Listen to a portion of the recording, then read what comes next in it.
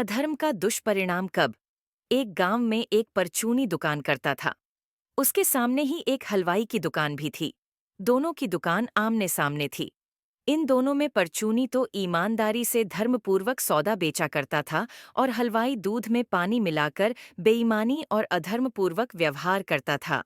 थोड़े ही दिनों में हलवाई मालदार हो गया और परचूनी गरीब ही बना रहा।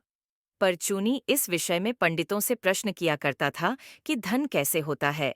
इसका यह उत्तर है कि धर्म से ही धन होता है, उसकी समझ में ही नहीं आता था, क्योंकि उसका पड़ोसी हलवाई तो अधर्म करके ही मालदार हुआ था। एक दिन एक विरक्त महात्मा आए। उनसे भी परचूनी ने यही प्रश्न किया। महात्मा चुप हो गए और वहीं रहने लगे। कुछ दिन पीछे बोले, तुम गंगा स्नान को चलो। वहां पहुंचकर महात्मा ने गंगा किनारे एक गड्ढा आदमी की ऊंचाई से गहरा तैयार कराया और परचूनी से उसके भीतर खड़े होने को कहा।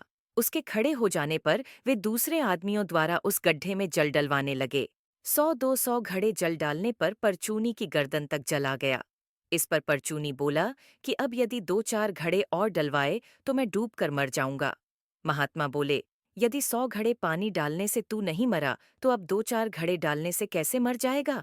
फिर उपदेश दिया कि देखो, इस जल की तरह ही जब तक पाप मनुष्य की कंठ तक रहता है तब तक पता नहीं चलता। जब आगे बढ़ता है तो दम घुटने लगता है, तभी इसका दुष्परिणाम जान पड़ता है। इसी प्रकार जब अधर्मोपार्जित संपत्ति को चोर चुरा लेते हैं, अग्नि भस्म कर देती है अथवा रोग या मुकद्दमेबाजी उसे समाप्त कर देती है, तभी उसका दुष्परिणाम मालूम होता है। वास्तव में तो धर्म से ही धन की रक्षा होती है। अपने परिवार और दोस्तों के साथ शेयर करें।